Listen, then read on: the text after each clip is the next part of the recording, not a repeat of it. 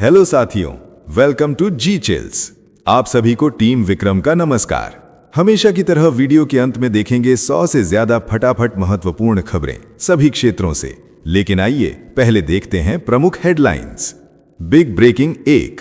दुनिया की सख्त नजर बांग्लादेश पर है। हिंसा, अल्पसंख्यकों पर हमले और प्रेस की आजादी पर संकट ने ढाका को अंतर्राष्ट्रीय कटघरे में खड़ा कर दिया है। रूस और ब्रिटेन की नसीहत के बाद अब फ्रांस और जर्मनी ने भी खुलकर चिंता जताई है। फ्रांसीसी और जर्मन राजनयिकों ने द डेली स्टार के जले दफ्तर का दौरा कर साफ संकेत दिया कि दुनिया सब देख रही है। रूस ने दो टूक कहा कि भारत से तनाव पूरे क्षेत्र के लिए खतरा है और 1971 का इतिहास याद रखने की जरूरत है। लगातार चेतावनियों ने यूनुस सरकार की मुश्किलें बढ़ा दी हैं और बांग्लादेश अंतर्राष्ट्रीय अलगाव के मुहाने पर खड़ा दिख रहा है। नेक्स्ट खबर, यूनुस का वॉशिंगटन कनेक्शन, हसीना पर सीधा आरोप। बांग्लादेश में हिंसा और राजनीतिक उथल पुथल के बीच मोहम्मद यूनुस ने अमेरिकी विशेष दूत सर्जियो गोर से लंबी बातचीत की। यूनुस ने भरोसा दिलाया कि अंतरिम सरकार अगले साल 12 फरवरी को स्वतंत्र और शांतिपूर्ण चुनाव कराएगी। उन्होंने कहा कि देश लोकतंत्र की ओर लौटने को तैयार है। बातचीत में व्यापार, टैरिफ और राजनीतिक हालात पर चर्चा हुई। यूनुस ने शेख हसीना और उनके समर्थकों पर हिंसा भड़काने और चुनावी प्रक्रिया को पटरी से उतारने का आरोप लगाया। उन्होंने दावा किया कि लाखों डॉलर खर्च कर माहौल बिगाड़ने की कोशिश हो रही है। वॉशिंगटन ने यूनुस के नेतृत्व की सराहना करते हुए बांग्लादेशी सामानों पर टैरिफ घटाकर 20% कर दिया है। साथियों, अगर आप इस न्यूज बुलेटिन को डेली रेगुलर सुनना चाहते हैं तो इस वीडियो पर 500 लाइक्स करें और अपने प्रियजनों के साथ शेयर जरूर करें। साथ ही चैनल को अभी सब्सक्राइब करके बेल नोटिफिकेशन ऑन कर लें। नेक्स्ट खबर, ढाका हिंसा पर यूनुस को संयुक्त राष्ट्र की कड़ी फटकार। बांग्लादेश में बढ़ती हिंसा और हिंदू अल्पसंख्यकों पर हमलों ने दुनिया की चिंता बढ़ा दी है। संयुक्त राष्ट्र महासचिव एंटोनियो गुटेरेस ने मोहम्मद यूनुस की अंतरिम सरकार को साफ संदेश दिया है कि हर नागरिक की सुरक्षा सुनिश्चित की जाए। ढाका समेत कई शहरों में उस्मान हादी की मौत के बाद हालात बिगड़े और दीपू चंद्र दास की भीड़ द्वारा हत्या ने अंतर्राष्ट्रीय हलकों को झकझोर किया। संयुक्त राष्ट्र ने अल्पसंख्यकों की सुरक्षा को प्राथमिक जिम्मेदारी बताया है। अमेरिका के सांसदों ने भी हिंसा की निंदा की है। चुनाव से पहले बांग्लादेश पर शांति बहाल करने का दबाव लगातार बढ़ता जा रहा है। नेक्स्ट खबर, ढाका हिंसा पर चीन का दबाव, यूनुस को साफ संदेश। बांग्लादेश में लगातार हो रही हिंसा और सियासी अस्थिरता पर चीन ने खुलकर चिंता जताई है। बीजिंग ने मोहम्मद यूनुस सरकार को कड़ा संदेश देते हुए कहा है कि देश में सुरक्षित, स्थिर और समय पर चुनाव जरूरी हैं। चीन ने दोहराया कि वो फरवरी में तय आम चुनाव के पक्ष में है और किसी भी तरह की देरी को सही नहीं मानता। युवा नेता शरीफ उस्मान हादी की हत्या के बाद भड़की हिंसा ने हालात बिगाड़ दिए हैं। चीन ने राष्ट्रीय एकता और राजनीतिक स्थिरता बनाए रखने पर जोर दिया है। बीजिंग का यह बयान यूनुस सरकार पर बढ़ते अंतर्राष्ट्रीय दबाव को साफ दिखाता है। नेक्स्ट खबर, मुसीबत में भारत बना सहारा, श्रीलंका के लिए जयशंकर का बड़ा ऐलान। चक्रवात दितवाह से तबाह श्रीलंका के लिए भारत एक बार फिर सबसे आगे खड़ा नजर आया है। विदेश मंत्री एस जयशंकर ने कोलंबो में $450 मिलियन के राहत और पुनर्निर्माण पैकेज का ऐलान किया है। इस पैकेज में $350 मिलियन की रियायती ऋण लाइन और $100 मिलियन का सीधा अनुदान शामिल है। जयशंकर ने राष्ट्रपति अनुराग कुमारा दिसानायके को प्रधानमंत्री मोदी का पत्र सौंपा और भारत की फर्स्ट रिस्पॉन्डर भूमिका दोहराई। श्रीलंका के एक्सपर्ट्स ने कहा कि जब बाकी देशों ने साथ छोड़ा तब भारत ही असली हीरो बनकर खड़ा रहा। नेक्स्ट खबर, बांग्लादेश बहाने पाकिस्तान की धमकी, गीदड़ भपकी से बढ़ा शोर। भारत और बांग्लादेश के बीच तनाव के बीच पाकिस्तान ने बयानबाजी की आग भड़काने की कोशिश की है। पाकिस्तान मुस्लिम लीग के नेता कामरान सईद उस्मानी ने वीडियो जारी कर भारत को खुली धमकी दी है। उन्होंने कहा कि भारत ने अगर बांग्लादेश की संप्रभुता की तरफ आंख उठाई तो पाकिस्तान की सेना और मिसाइलें जवाब देंगी। उस्मानी ने भारत पर विचारधारा थोपने का आरोप लगाया और पश्चिम से पाकिस्तान, पूर्व से बांग्लादेश और उत्तर से चीन के दबाव की बात कही। उन्होंने पाकिस्तान बांग्लादेश सैन्य गठबंधन की भी मांग की और भारत की बॉर्डर सिक्योरिटी फोर्स पर बेबुनियाद आरोप लगाए। बयानबाजी ने पूरे इलाके में सियासी तापमान और बढ़ा दिया है। नेक्स्ट खबर, Su-57 का खुला ऑफर, भारत के लिए रूस का बड़ा दाव। रूस ने भारत के सामने एक बार फिर बड़ा और सीधा प्रस्ताव रखा है। रूसी विमान निर्माता यूनाइटेड एयरक्राफ्ट कॉरपोरेशन ने साफ कहा है कि अगर भारत Su-57 लड़ाकू विमान चुनता है तो पूरी टेक्नोलॉजी ट्रांसफर और सोर्स कोड भी दिया जाएगा। कंपनी के सीईओ वादिम बड़ेखा ने कहा कि ये विमान भारतीय वायुसेना की हर जरूरत को पूरा करने में सक्षम है। रूस ने मेक इन इंडिया के तहत संयुक्त उत्पादन का भी भरोसा दिलाया है। नए इंजन, बेहतर स्टील्थ और ओपन एवियनिक्स के साथ Su-57 को आने वाले कई दशकों के लिए तैयार प्लेटफॉर्म बताया गया है। ये ऑफर भारत की रक्षा रणनीति में बड़ा मोड़ ला सकता है। FTA पर वेलिंगटन की नाराजगी, भारत सौदे पर सवाल। भारत और न्यूजीलैंड के बीच हुए मुक्त व्यापार समझौते पर वेलिंगटन से तीखी आपत्ति सामने आई है। न्यूजीलैंड के विदेश मंत्री विंस्टन पीटर्स ने इस FTA को न तो मुक्त और न ही निष्पक्ष करार दिया है।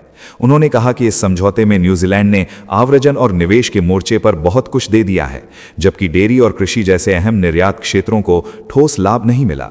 पीटर्स ने इसे किसानों और ग्रामीण अर्थव्यवस्था के लिए कमजोर सौदा बताया।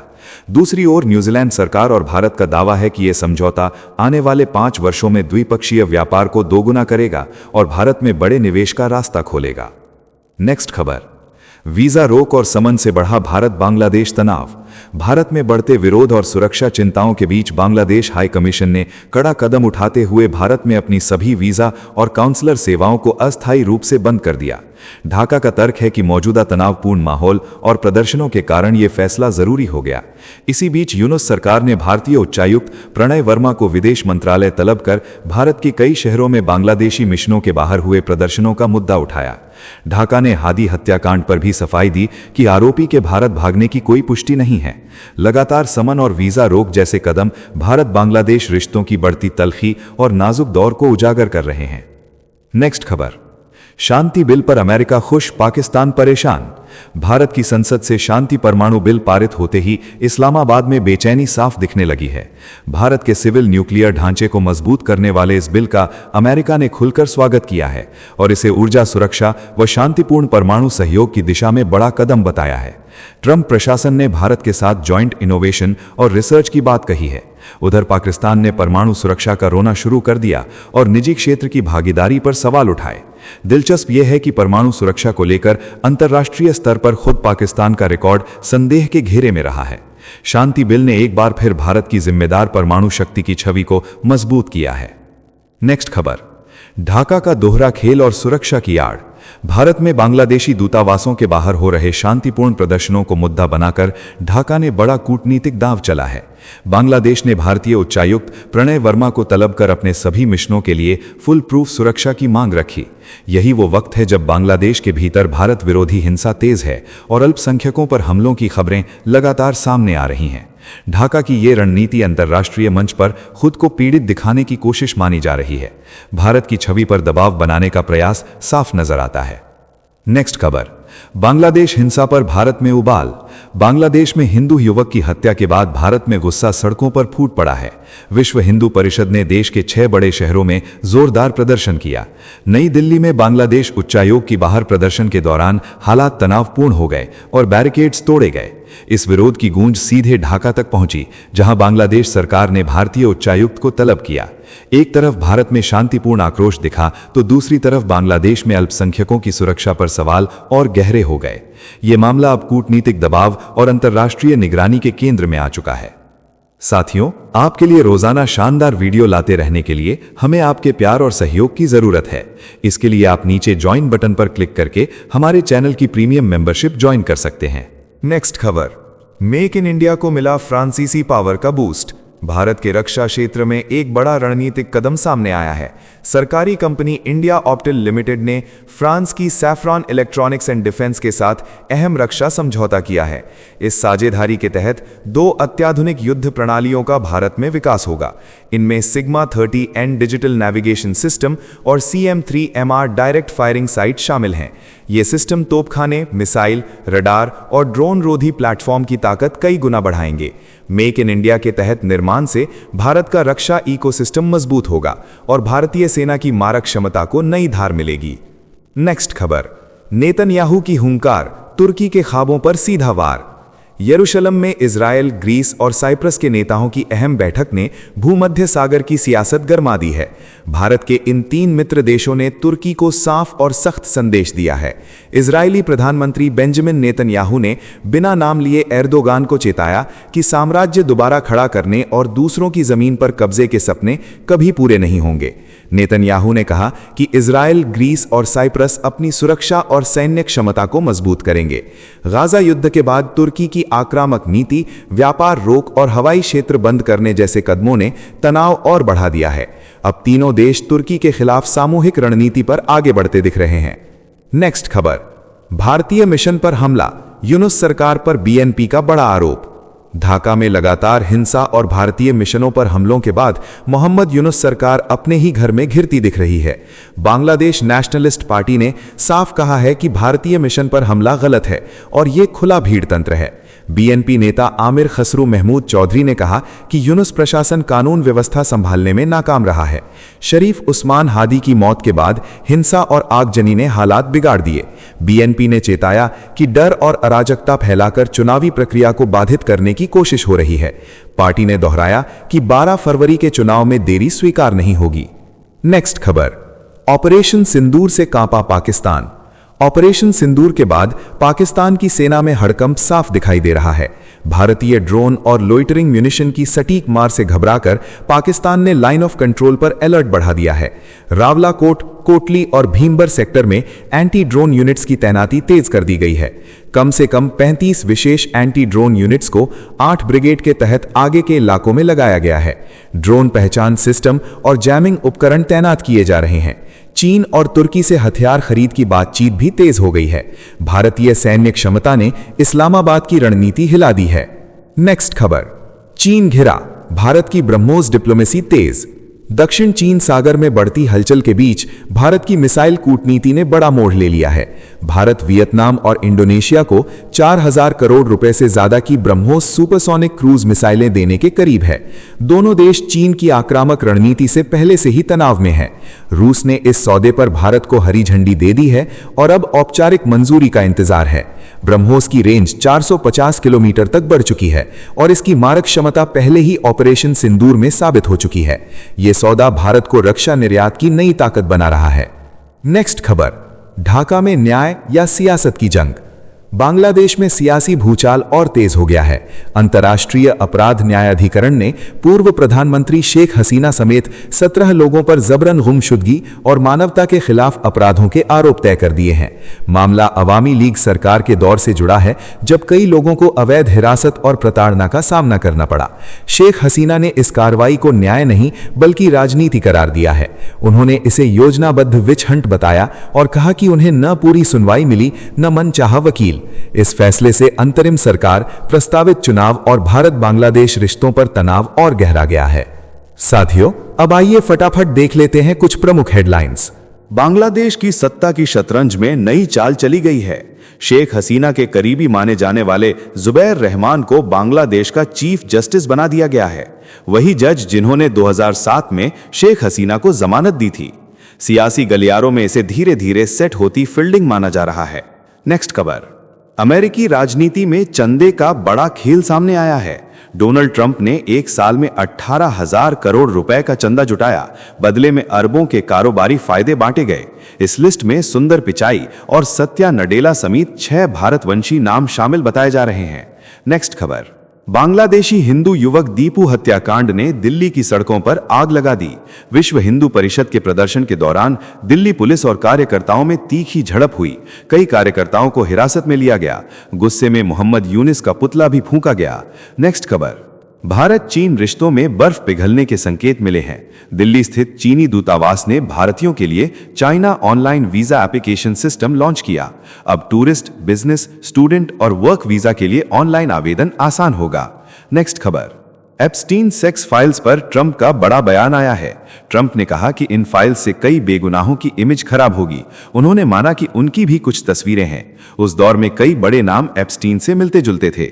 नेक्स्ट खबर, अमेरिका ने H-1B और H-4 वीजा नियमों को और सख्त कर दिया है। अब आवेदकों के सोशल मीडिया अकाउंट भी जांच के दायरे में होंगे। कई मामलों में इंटरव्यू महीनों के लिए टाल दिए गए हैं। भारतीय प्रोफेशनल्स की चिंता बढ़ गई है। नेक्स्ट खबर, उत्तर प्रदेश की राजनीति में मुख्यमंत्री योगी आदित्यनाथ ने कड़ा संदेश दे दिया है। उन्होंने साफ कहा है कि जहां जहां SAR सही नहीं होगा वहां विधायकों का टिकट कटना तय है। संगठन और प्रशासन में लापरवाही अब बर्दाश्त नहीं की जाएगी। नेक्स्ट खबर, दुनिया की जंग की तस्वीर बदलने अमेरिका ने ट्रंप क्लास वॉरशिप का ऐलान किया है। ये युद्धपोत artificial intelligence controlled electric rail gun और क्रूज मिसाइलों से लैस होंगे।